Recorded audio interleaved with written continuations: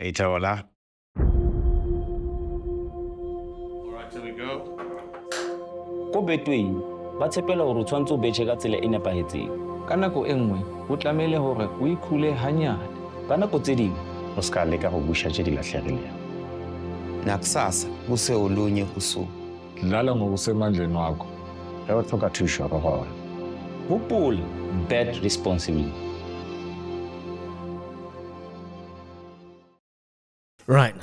Another poor weekend. I've not won a single I think multi-bet. you should sit with the other Kevin. Well, yeah, but he's got a lot more money than I have to throw around. and but mates have I have made money, small money. So basically, you back your bet. So you take the 10 rand bet, and then you put 10 rand on a team to win, 2-1. That'll cover your bet. So I'm breaking even. I'm doing okay. But this weekend, the bets I gave you guys, I'm very sorry if you wasted your $10. I'd say I'd pay you back, but I won't. So I start with Thursday night, Man United. We're at home to Southampton. 1-0 down against Southampton, the bottom of the league. They're looking awful. They were panicky. They were amateurish. And they were basically dicing with defeat against Southampton. Southampton haven't won an away game in the Premier League. They play at Old Trafford. And United just looked woeful. Step up the young Ivory Coast kid, Amad Diallo. 12-minute hat-trick. They won 3-1. I had both teams to score, so I won that 1.87. Southampton, though, were at 8-1 to win that game. And yeah, I'm not going to talk about the rest of the weekend for United, but I want to talk about this Amad Diallo kid. And there's rumours about Garnacho leaving, and Rashford's got to go. I mean, that situation is just dragged on and on and on. What do you think United need to do? Do they need to buy? Ruben Amorim doesn't seem to know where he is at the moment. He seems very lost, and he seems a bit confused. I think he wants this January window to just ship a lot of guys out and bring some people Bring in perhaps that can save the club. I think I said to you the other day, I'm not too sure what needs to happen, Is it a case of where they're calling for the coach's head now because it's time? What was it, 7 out of 15 games? Is it the coach? Is it the players? Is it they're just demoralized, man. And so am I. Every United fan, remember you guys were celebrating the 2-2 draw with Liverpool like it was we beat Liverpool 2-2. Look, at this point, you take whatever you can get, right? At what stage am I allowed to start being nasty? No, please don't be. I mean, I'm eating humble pie already. Yeah. And it's a sad state of affairs. It's not a team that we know to be in the state that it's in, but it is. And let's hope that it's not down because relegation zone is knocking there. Let's hope that it is. Well, they're active in the transfer market at the moment, but there's a lot of sort of loans and little loans. I wouldn't get rid of Garnacho because Napoli want him. They want they don't want to pay the £7 million that United want. They want to pay 49 million quid, which is still a lot of money for an academy player. So in terms of the PSR, the fair play regulations, that would be pure profit for United because it was their academy player.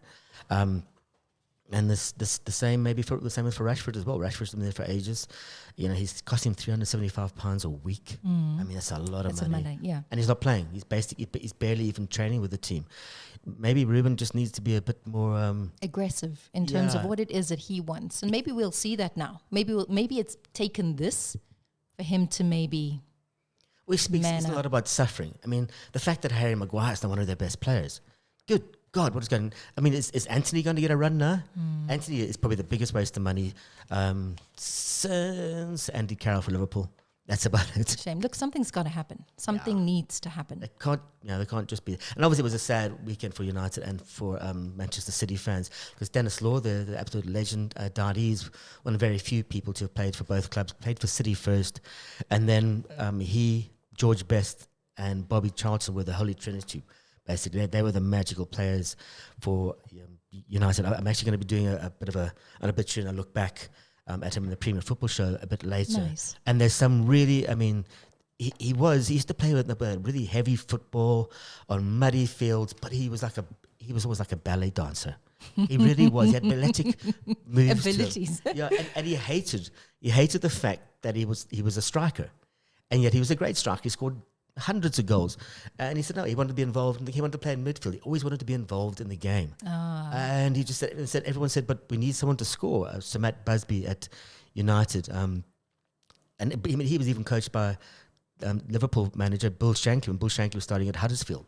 As a 15 or 16-year-old, he had this kid coming down from Aberdeen, and playing for him. And yeah, I sort of caught the tail end because I'm of that age, sort of like the tail end of George Best, watching him play the sort of mid early 70s. Yeah, just magical. But so it was sad for United that they lost, but then it was good for City that they won. Speaking of another loss, Arsenal, come on, man, you know. So Arsenal 1.49 to win. The draw was 4.5. Villa are 6.4 to win. Both teams to score 1.88. No, 1.89. And what did I do? I went for Arsenal to win. They drew 2-2. Arsenal, I mean, you Google Mikel Arteta. Yeah. First thing that comes up is Mikel Arteta sacked. He does not know where to go. He doesn't know where to turn at the moment. He talked about his defense just not being good. And he was wondering whether this could be a turning moment and just what he's got to do about his defense. You've dropped 12 points from winning positions this season, which is a lot more than in previous 4 seasons. What do you put that down to? Well, I think every situation is very different. As well, we have come back from situations more than probably before as well. So today, I think you have to give credit to the opposition. You know, Digne puts an unbelievable ball. Tielemans arrives in the same one. The second one, it's nowhere near the standards that requires. And overall, again, what the game showed and how we perform and the scoreline reflection is nowhere near what it should be. Yeah, nowhere near at all. He's waiting for Bukayo Saka to come back, obviously. Raheem Sterling came on late in the game and immediately gets a yellow card. I think Sterling's career is just about done unless he can find someone who knows how to use him. He's not a Bukayo Saka type player. He needs Saka back because he and Odegaard are a sublime combination. I mean, Odegaard is such a good player that Kevin Fine is probably possibly the second biggest Manchester United fan I know. And this is a word of the lie. His son gave him one of those little panini cards, those collecting cards that you get. He keeps it beside his bed. It's on his bedside table. Oh, wow. That's how much he loves Odegaard. Wow. I mean, yeah. The love is real. Good for him. But yeah, the scrambled brains, missed chances. There's a very disconnected and disjointed and almost dysfunctional thing about the Arsenal defense. 2-0 up, you're cruising. You shouldn't be conceding easy goals. Let's look at Liverpool. 0-0, 90th minute. Darwin Núñez is playing awful. Trent goes up front, gets a little pass and it gets blocked, smacks it across, Núñez scores. I will play an audio on the Premier Football Show with 2 fans, and I think I sounded the rest. I sounded like a little girl who just given up a new horse or a new pony. I screamed so badly that I'm surprised the police didn't come around to check. But hold on now quickly, Kevin. I mean, as the game is happening, you can change your bet, right? Yeah. Or do you just stick to your guns in terms of what you said you were going to do? I can, but I do stick to my guns. But particularly, so Southampton game, so I was really up. I was given a cash out option of 12 or 13, so it would have been 3 rand. Yeah, rand. So it would have been, I would have made 3 rand. But then you're sitting watching, you're going around, Arsenal winning, here we go. And then in the other one, I had Real Madrid to win. They're winning, here we go. And I'm waiting for my cash out. This is going to win. And then life just goes to pot. So I'm going to skip the way. This is the Copa del Rey. Real Madrid, Celta Vigo. Real Madrid won 5-2. They were 1.3 to win. Easy money. 6.2 the draw, 8.6. There's not a chance they're going to lose. Kylian Mbappe scores. He had his pants on and everything. You know, it was very different to watch. And normally, apparently, he doesn't wear a lot of pants. That's what I've heard when he's when he's having photographs with South African journalists and presenters. But they 2-0 up. I don't understand why you don't. 2-0 up, and then they go 2-2, and it goes into extra time. Okay. And then Mbappe scores again. And by that stage, I'm going, here we go. Bugger. And that's me. That's the bet. The bet was done before Friday. So I was sitting just going, right, I'm going to put money in Liverpool. And then, of course, the 90th minute, and that's when I screamed like a little girl. But yeah, not like a little girl, well, like a short one, I suppose. A short little girl. You know what? But aren't little girls short in any case screamed by like the virtue of the fact I that screamed they're like Graham little? Norton on air. Okay. And that was it was the campus thing I've done all weekend, apart from cook and bake. And swim. And swim. And sit a hole in your city. Just sit and cry about life and football and betting. West Ham Palace. I went West Ham to win because it's just, I like the fact that Graham Potter's back. They were 2.6 for the win. Draw was 3.3. Palace 2.75. And a quick reminder that if you put, the odds mean if you put R1 down and it's 2-1, you'll get R2 back for your R1. Both teams have scored 1.63, but Palace lost 2-0. Graham Potter is still he's still trying to come to terms with his team. He's only been in charge for a week or 2 weeks. You've only been here for just over a week, and we've had 3 matches, and obviously with the travel and everything else that you have to do, it's going to take time, and perspectives required early in any manager's reign. Well, yeah, I think we're at a stage where we need to learn. We need to help the team. We need to find solutions going forward. In terms of the performance today, it wasn't one that we're so happy about, and obviously the result we're disappointed with because I don't think we deserved to get anything from the game. We have to accept that, as much as it's not nice to hear. We have to be honest with ourselves and say, okay, we need to do better. We need to find a way to be better. And that's where the process is, that's where the work is, and that's what we need to do. In the first half, obviously, you set up, changed the system from Tuesday, and obviously Palace have been on a good run. They play a certain way, and it seems, you certainly stopped them playing in the first half, didn't we? And it was just probably circumstances. When we got in the final third, we probably just didn't quite take advantage of the opportunities we had.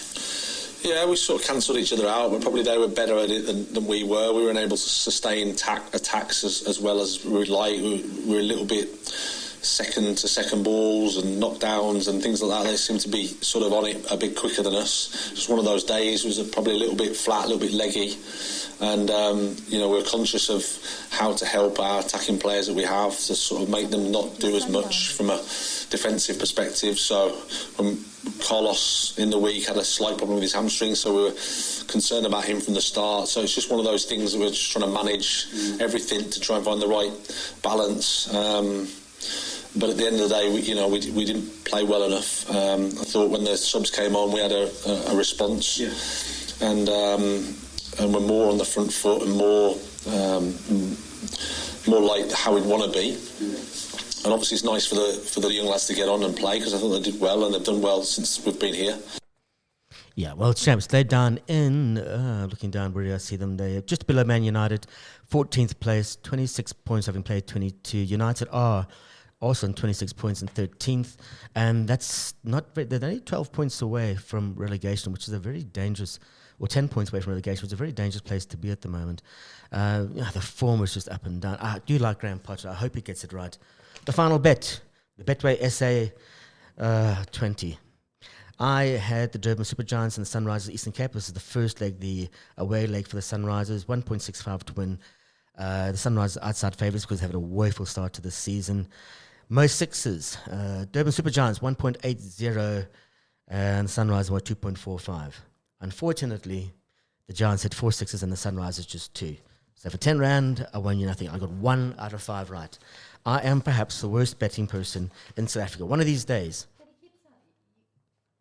Yeah, one of these days it'll come right. You keep at it, though. I keep trying. Shame. It's admirable. Trying. Yeah. But I don't think any of my mates made any money this week. We'll hear from Nate and Rob after the break. After the break, we're going to talk more. What does Erling Haaland's signature mean? What are the odds now in the CAF Champions League? What should we be looking for? Are Chiefs back in the race? Should we be betting on Chiefs now? Are they an outside I think shot? Too soon. Okay. Well, after the break, we'll have a look at that.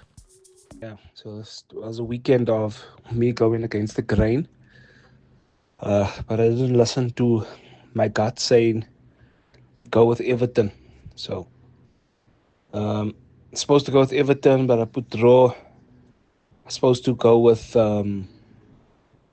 Bournemouth, but I put Newcastle to win because they were on the up.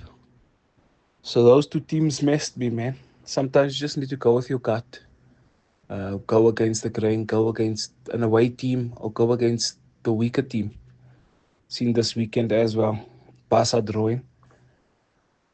So, difficult to call this weekend. No wins, more losses, more reds on the Betway slip. Don't we just hate the reds? Yeah. I'm not talking about Man United. They were like atrocious yesterday, and Emery was right? Anyway, you said this is about a bet slip, so yeah, no wins, but Sometimes go with your gut, go against the grain. Brest again, French team. Oh, why didn't I go with him? Yeah, go with your gut, trust your gut. Why? Just keep asking. It's shame. Nate has had a bit of a run, but he has won enough money in the last couple of weeks. He's absolutely right about Everton Spurs game. Who would have thought that David Moyes would come out 3-2 winners? That's huge pressure on Ange Postecoglou at the moment. He hasn't won for a while. They're sort of hovering mid-table. I'm just trying to see exactly where they are. Nate's a big Chelsea fan, and they've slipped right down to 6th. Spurs are below West Ham now. They're down in 15th. So they're only 8 points off relegation, and Ange needs some help. He needs some people to come right. He needs help. I mean, I don't know. You obviously don't watch a lot of Spurs because no one does. No. So we have a phrase on this thing that if something goes wrong, it's a bit Spursy, because it usually goes wrong when it can go wrong. So I mean, I want to know. So we were talking about the Premier League. Has the Premier League been decided already? And how the results in the Erling Haaland contract, the mad contract, 10 years. I can't mean how's that changing the odds going forward? So I want to start with Arsenal, that 2-2 draw with Villa. If you, like I said, if you type in Mikel Arteta, the first thing that comes up is sacked. Mikel Arteta sacked, and there's been these false, fake news things about him being sacked. My mate Rob Hobbs, who's an actor, he's been in District 9. He's been on Rhythm City. Mdu's a big fan of Rhythm City. He loves it to bits. It's his favourite show. And Rob's a huge Arsenal fan. Also likes a bit of sports gambling and sports betting. And he didn't have a great weekend. He's not very happy with Arsenal. How's it, Kevin? So here we go, Sunday morning. Another disappointing day for an Arsenal fan. Can't believe they gave away a 2-0 lead over Aston Villa last night. I mean, really? Anyway, well played Villa to come back, but I mean, that was just shocking. You don't win the league by giving away a 2-0 advantage. I'll say it again, and I'll say it again, and I'll say it again. We need some big, fat, lumpy striker in the middle who can just bash balls into the back of the net. It's obviously not going to be easy at this stage before the January transfer window ends, but still, anybody will do. At this point, anybody's better than Kai Havertz, unfortunately. And Sterling, well, I'm not convinced. But yeah, so that was the end of my multi-bet.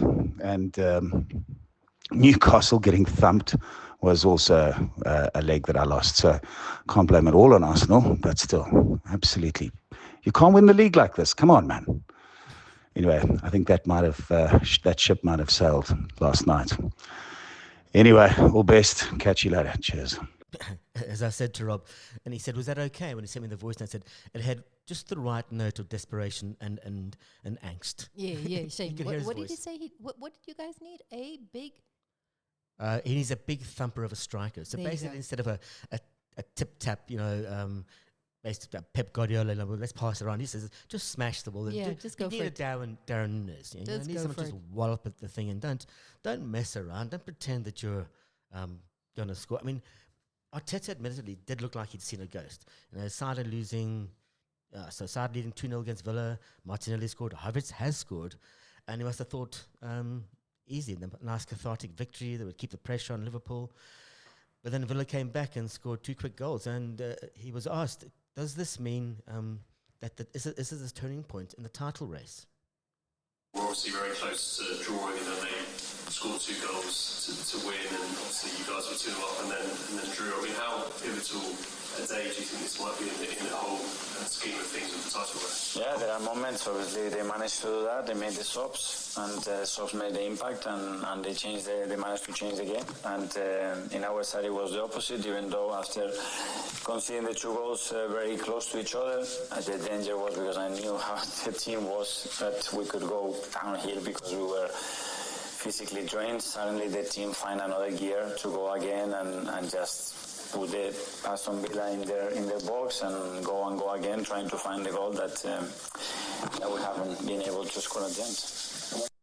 Yeah, so now Liverpool are still favourites to win the Premier League. Arsenal are still second favourites at 5.65. Liverpool at 1.25. And City, after their 6-0 thumping of Ipswich, are now up at 25-10. Forest are still hanging thereabouts at 26.2.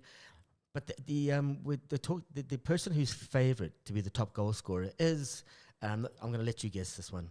Who do you think it would be in the Premier League? He's still the favourite. Put it this way, he's tall. Like he's blonde. Erling Haaland. Yeah. so Mohamed Salah's got the most goals, but Erling Haaland is 1.93. Salah is at 2. And Alexander Isak, who I think is a dark horse. I was going to say Isak, actually. Yeah, he's 7.10, so he might be worth a little 10 rand just to keep. And Cole Palmer, he should have been still playing for Manchester City if they were clever enough to keep him on. He's at 13. And Chris Wood, who doesn't seem to be able to stop scoring, he's at 35. And he'll keep going, but I think it's going to be between Salah and Haaland at the moment. I didn't know that Haaland's middle name was Braut. B-R-A-U-T.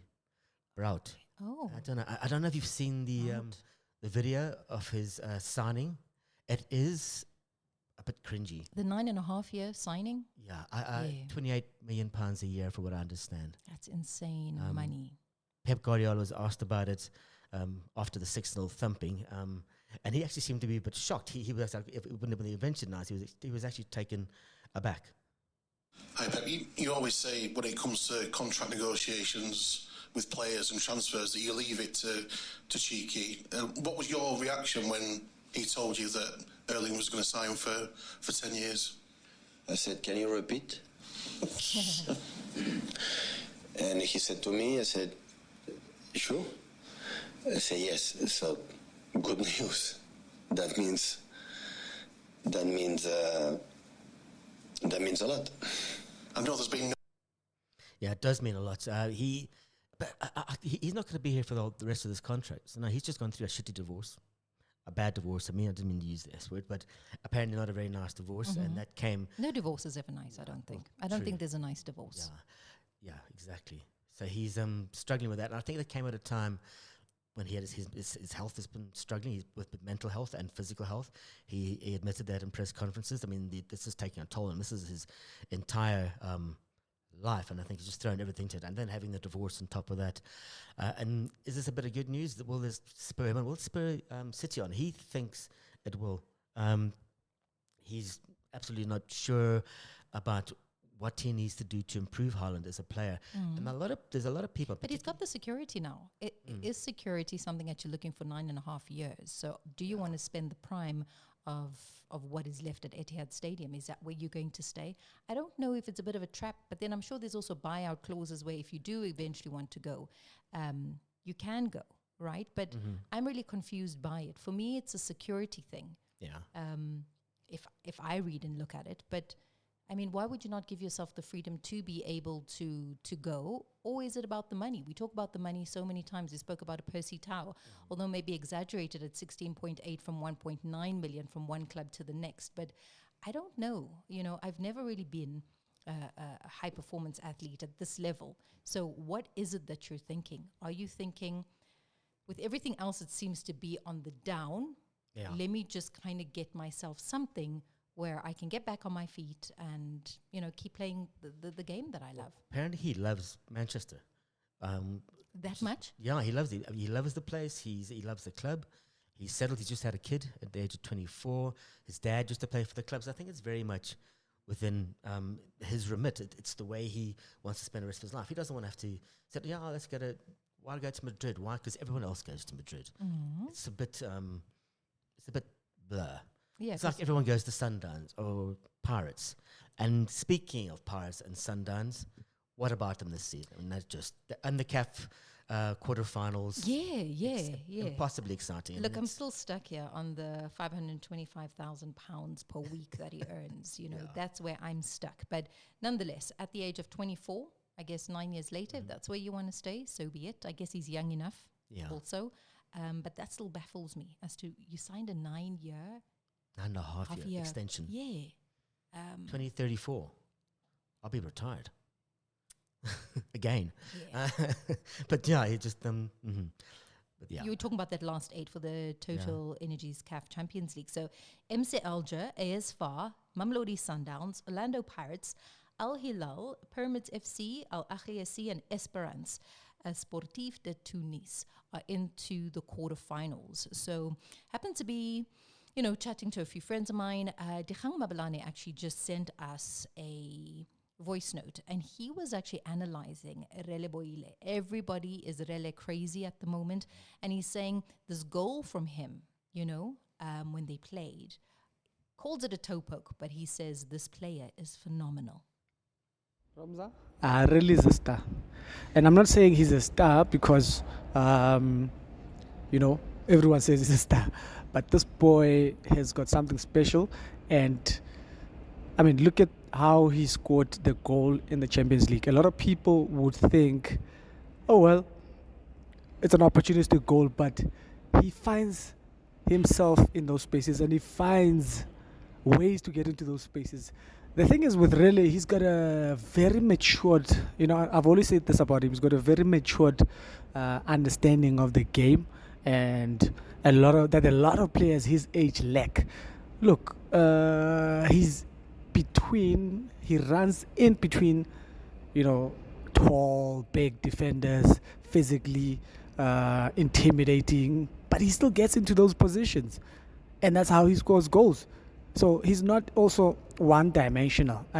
We've seen his goals coming from the left, cutting in, and actually, bending the ball to the far post. Typical of him. But this time around, you find him in the thick of things where he's amongst, some of the toughest defenders. So he's for me, I think, for a good reason. A star of our days, and he needs to get that recognition. So it's a good goal from him. Obviously a toe poke, but it's how the goal was crafted, how he got into those positions. So yeah, he's a player to watch. He'll be definitely going overseas. He should. I don't think they should. Don't hold on to him, let him go. But clubs usually do that. Look what he's doing for Pirates at the moment. So keep him, let him go. Big question.